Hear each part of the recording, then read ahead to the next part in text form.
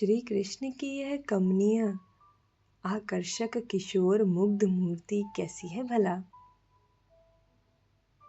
यह अत्यंत लावण्य युक्त, सुंदर, कोमल एवं स्निग्ध किशोर अपने आप पर तो मुग्ध है ही, करोड़ करोड़ गोपिका वृंद भी इन पर मुग्ध हैं। इनके चंद्रानन से निरंतर वेणुनाद ध्वनित होकर मद मस्ती से इठलाता हुआ प्रवाहित हो रहा है।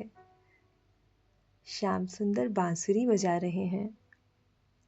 जैसे चंद्रमा से निरंतर अमृत रस झरता रहता है, वैसे ही श्याम सुंदर के मुख से, इनके चंद्रानन से वेणुनाद, बांसुरी की तान, मदिर संगीतामृत उत्पन्न कर रही है।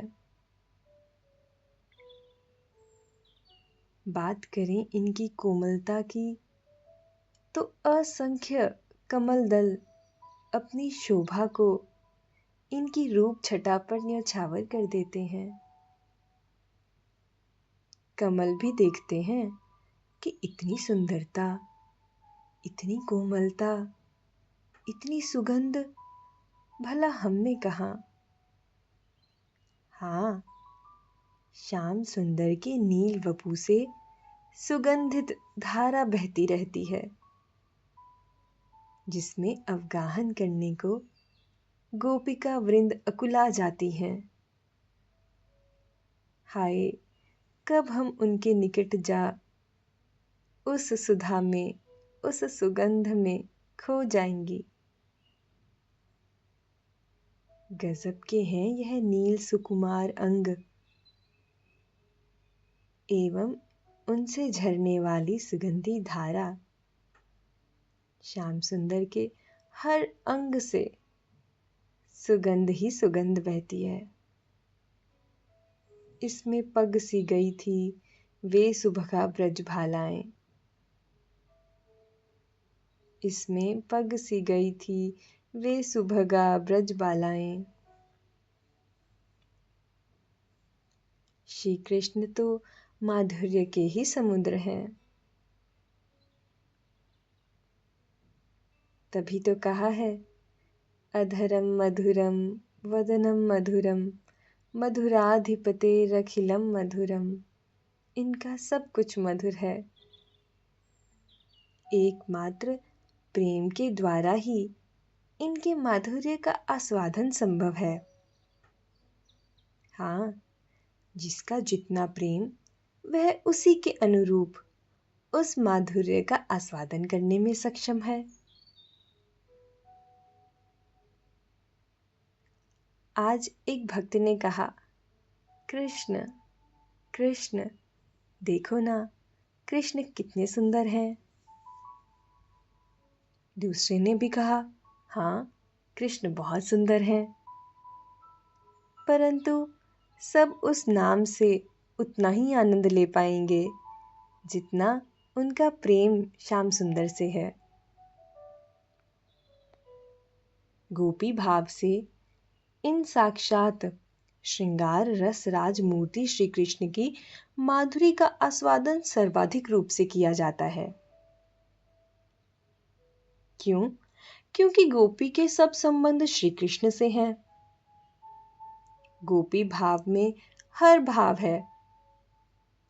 गोपी कभी श्री कृष्ण को मैया की तरह भोजन करवाती है, कभी मित्र की तरह छेड़खानी करती है, तो कभी एक दासी की तरह सेवा करती है। हर भाव का आनंद लेना जानती हैं गोपी। श्री कृष्ण आकर्षक ही नहीं, मुग्ध मूर्ति भी है। अर्थात प्राणी मात्र, चर अचर सभी उनके रूप पर मुग्ध हो जाते हैं।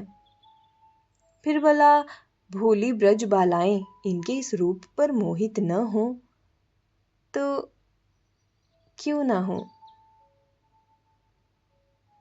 माधव चुंबक रूप तुम लोह पुत्री नार, संग लगी डोलें सबे घर बन जमुना पार। चुंबक की तरह आकर्षित करने वाले उस मनमोहन के रूप को एक बार देख लेने पर गोपी की क्या दशा हो जाती है।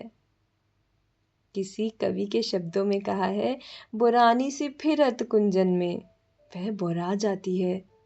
इधर उधर घर वन यमुना तट पर बोराई सी घूमती रहती है, उसे कुछ सूझता ही नहीं। श्री कृष्ण के रूप का सौंदर्य इतना मोहक है कि त्रिभुवन मुग्ध हो जाता है। इसमें कोई आश्चर्य नहीं, परंतु स्वयं श्री कृष्ण भी अपने रूप पर मोहित हो जाएं तो कितना आश्चर्य है।